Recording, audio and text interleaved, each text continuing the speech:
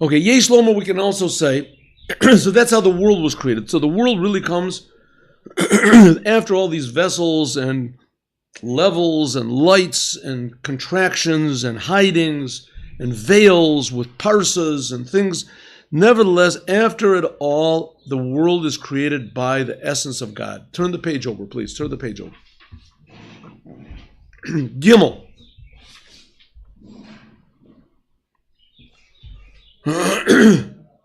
Yesh Lomer, we can say, the Mashkatuv, that what it says in the Mimer, the Rebbe is explaining a discourse of the fifth Rebbe of Chabad, the Rebbe Rashab, Rabbi Shalom Dovber. It says there that the Gili Ba'olmos, that the revelation of godliness in the worlds, we're not talking about the Torah yet, the revelation of God which is in the worlds in order to keep the worlds alive, Hu Or HaKav, this is what's called the light of the beam of light, the light of creation, like it says in the Bible, that God spoke. Well, this speaking is called the Kav. This beam of creative force, Shenimshach B'hem, which is drawn into the creations in order to keep them alive and existing. Hu Bichdei, why does the Rebbe say this when really the creation of the world comes from the essence of God? Why does it say it only comes from the Word of God, from this beam of creative force? Why? Bichdei, in order to explain Shagam Gilui, that the revelation in the worlds Hu Bli Gavul is unlimited. This beam of light that comes from God in order to create all the world, spiritual and physical, this comes from God's essence. The Mekaven, that since Sha'or Akav, who is Davuk B'Makoro, that since that this light of God that creates all the worlds is connected constantly to its source, Ba'or Ein Sof, in the infinite light of God, Shalif Neat Tzimtzum, which is before God contracted and concealed his revelation of light to create the worlds. Again, like we say, when is God's light revealed? When was it revealed? For instance, when God gave the Torah. When God gave the Torah, there's a revelation of God's light. It says everyone in the Jewish people, they all died. Except for Moshe. There's even a line where it says also, we have to say Moshe also died. But God was able to put him back, to put his soul back into all the Jewish people. And Moshe was the only one that could stand it. Nevertheless, the essence of God's light was revealed at Mount Sinai. No one could take it. It was too much. The essence of God's light was also revealed in another place. Where in Zechariah? In the Holy of Holies. The essence of God's light was revealed there, and therefore no one could go into the Holy of Holies. In the Beis HaMikdash. Nevertheless, the Rebbe says that there's what's the God, in order to keep the worlds in existence and enliven them and also direct them, everything that happens miraculously in the worlds, that every blade of grass should get its nourishment and every bug in the Amazon jungle should receive its food, find its mate. These amazing miracles are done by God, the essence of God, but it's done through what's called this beam of light, this kav, av shebedeveko shalo, which is this kav, this beam of light, or if you want to call it God's word, is always connected to its source. Just like a word, when a person speaks, it's supposed to be connected to a person's thoughts. He has a reason for saying it, and that's supposed to be connected to a person's soul, that inspires his reason to say it. He al yedei hefsekat tzimtzum, even though that we don't see God in the world, creating the world, because there was this thing called the tzimtzum. There was this thing called God's contraction, which God's contraction does not mean that he contracted himself or his light or whatever. God just concealed over the revelation of his light, because God is everywhere. There's nothing except for God. And we say, Ein od milvado.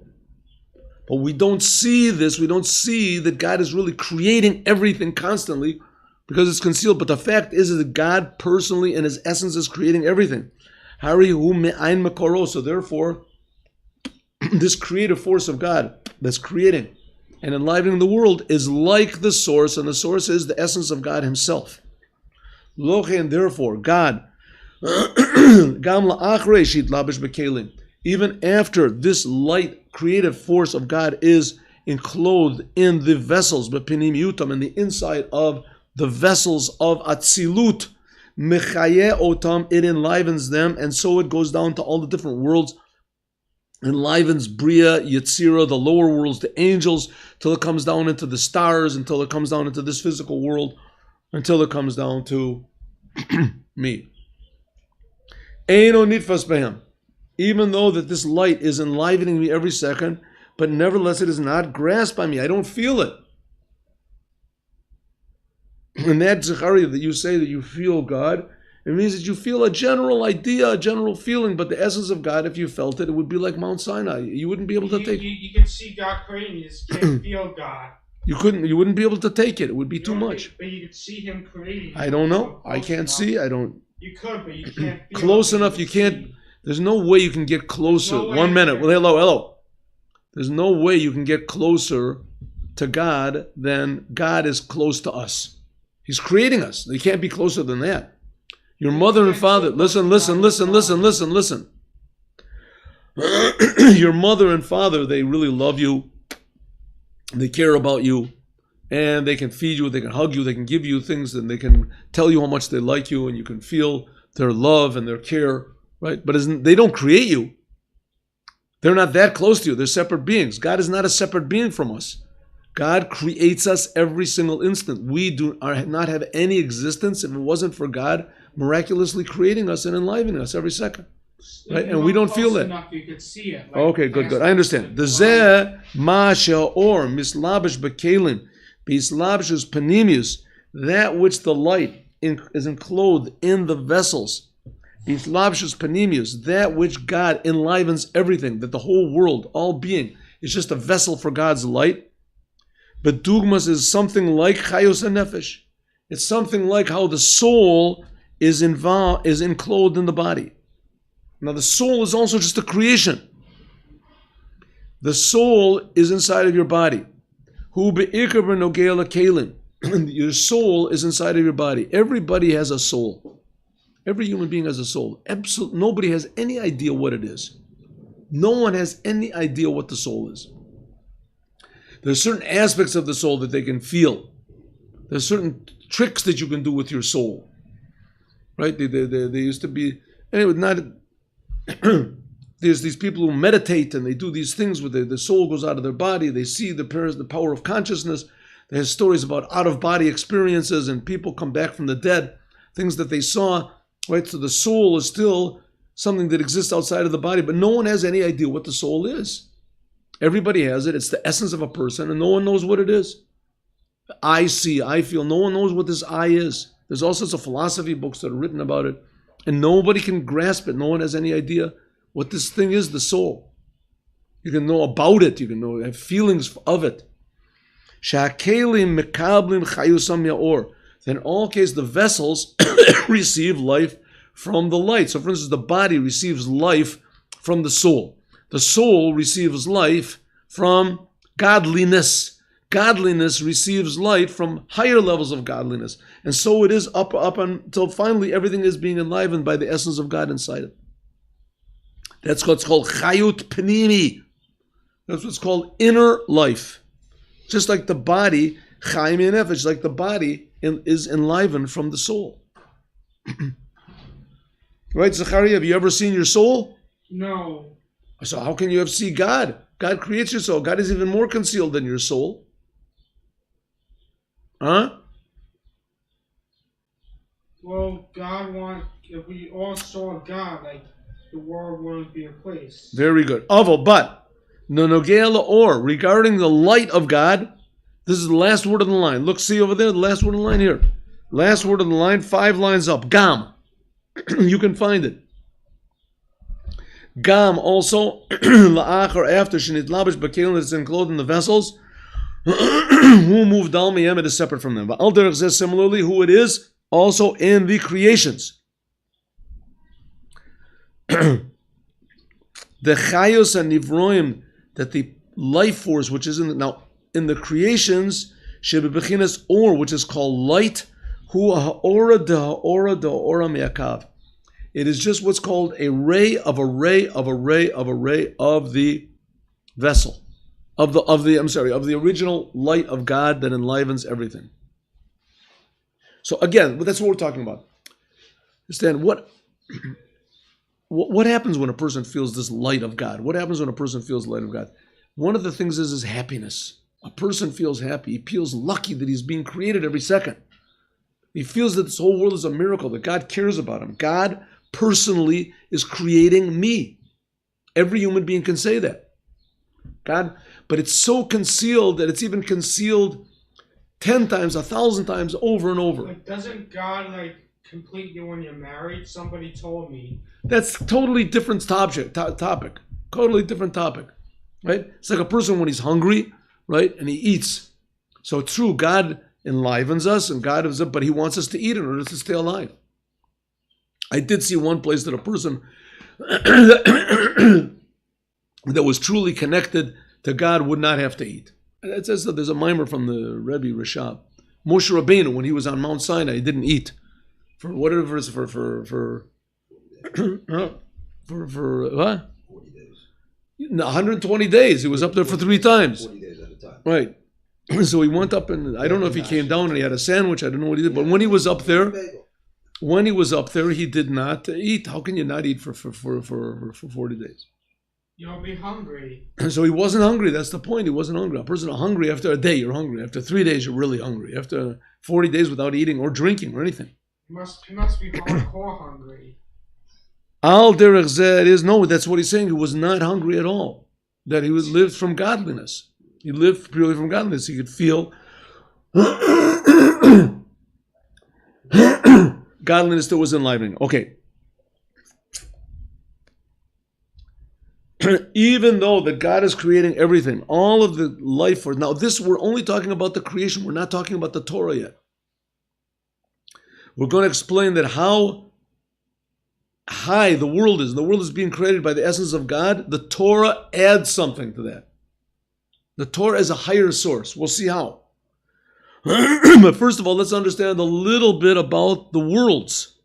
The worlds are being created by the essence of God. But this creation of God is contracted and hidden and veiled until the point where it's just a ray of a ray of a ray from the Kav. She'im yoto malubash, that even though it's in the creations, who kodesh moved him, it is, even though that God is enlivening us, but it is still removed totally from us what this force is that's enlivening and creating us. I mean, there's nothing more intimate than that. God is creating me, and He's enlivening me, and I can't feel it. It's far from me. Even more. The gam chayot and nivroim, that even the life force of the creations, shenimshach ba'em me'or, that's drawn down to them from the light of God, who bilti mugbal, is unlimited. The life force which is inside of us is unlimited. The soul, for instance, it says the soul is eternal. Chibur hachayos sheme'or imaguf anivroim, the joining of the life force from this light of God with the bodies of the creations, with all the cats and dogs and fish and birds and animals that are in the world, the shorsham me'akelim, that their source comes what's called from the vessels of Atzilut. Hu chibur shtei afachim, is joining 2 opposites. It was as low and concealed and veiled and contracted as this light is that's creating us. Nevertheless, it is totally nothing like the body that it enlivens. The kol zehu nogea the gilui sheba'olamos. All of this is talking about the revelations that are in the worlds, right? The soul of a cat is infinitely more, if you want to call it spiritual, godly, than the cat, to the point where it's 2 opposites are connecting. It's a miracle. It's a miracle that the cat exists, a miracle that it has a body, a miracle that it has a soul, and in a way it's even a bigger miracle that you can join these 2 things together. How the soul enlivens the body. And that's only talking about a cat or a protozoa or something like that have life. Life is a miracle. Life is a visible miracle. Your body, you can say, is not such a big miracle. Body, that's also a miracle, right? But the fact that you can join the two of them together, infinite life and a finite body, is a very great miracle. But all these miracles that we're talking about, that God is creating the world and enlivening the world and joining the souls with the bodies, and that's only the physical world. Then there are all the spiritual worlds, the worlds of the angels, the worlds of the souls. It says all of this, mikol zeh, all this, hu benagea, is relating to hagilui, the revelation, sheba'olamot, in the worlds. Kamo, that's called the light of the Kav. We're not on the top of that next page. Kamo shenimshach, as it is drawn into kalim, the vessels, and into the worlds. Mikol shechein, how much more so? Ha'or, the light, kamo shehu livnei shenimshach ba'kalim, the light before it is drawn into the worlds and into the vessels and into the worlds. That the revelation of the light in the world is also this level. It is unlimited. So what are we saying? The soul, let's just take our example again. The soul of a cat is an infinite thing. It's a soul. It's an infinite thing. Think of where the source of this soul is. There's a beautiful mimer by the Rebbe Marash, the Rebbe Shmuel, the fourth Rebbe of Chabad, which is called Mi Kamocha. Mi Kamocha. I think it is in the year 1869. Tuf Reish Chav Tes, I think. Chav Tes or Chav Zayin. Mi Kamocha.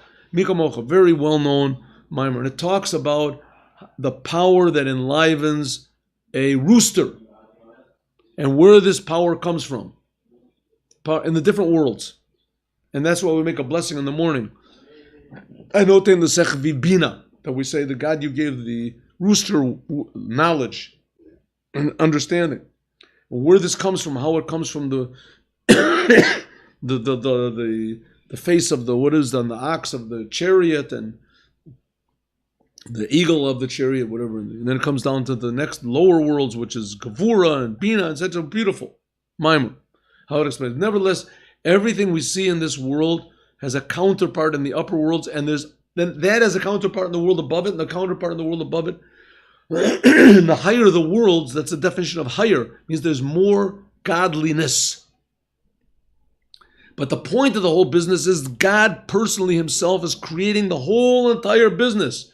All of these worlds and all these concealments and all this, and he's doing it in order that in this world there should be a physical rooster or a physical cat or a physical human being.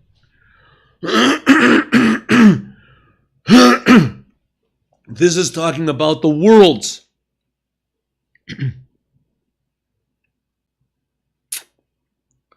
The Begilish almost that the revelation in the worlds is also okay. Hu bilti mugbal. In the worlds it is unlimited. Umashe nikra b'shem gvul hu rak mitzad zeh she'al yedei tzimtzum nasa bo medida. That the light is called limited, when in fact the light that's creating this world is the infinite light of God, God himself. Why is it called limited? Because by means of these contractions and veils and tzimtzums, there comes a measure so that God ends up, every cat comes out exactly the same, right? Every cat, you say, that's a cat. It could be, sometimes cats are brown, sometimes cats are white, but cats are not dogs, and cats are not birds, right? There is a world, and the world is definitely set. This is godliness in its most contracted and concealed form, in a way. When it is drawn, when this infinite light of God is drawn into the worlds to create them by means of mesachim, by means of concealments and parsot and veils, it has to be in a way that the worlds can receive. If a cat all of a sudden gets a human soul, it can't take it. That's also the idea, it says, of gilgulim, of reincarnation. Sometimes a person can be reincarnated into a cat, into a dog. It's a punishment. It says it's a punishment. that the person's soul feels that it's a person, but it can't express itself. Umizem movement, that there were people, this is the Arizal. He could actually see, he could look, there's stories about him. This person is reincarnated into that. See that crow over there. Umizem movement, Godel Ilui, the Hagiluyim, the Torah. Now we can understand the great godliness which is in the Torah. If in the worlds are come from the essence of God and the worlds are so high, so what about the Torah? The Torah is even higher. The Torah is above the revelation of godliness which is in the worlds.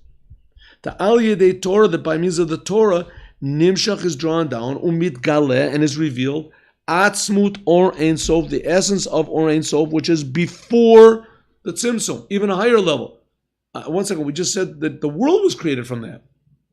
The Rebbe will explain how the Torah comes from a deeper level of the essence of God, as we will learn, God willing, tomorrow. Thank you very much.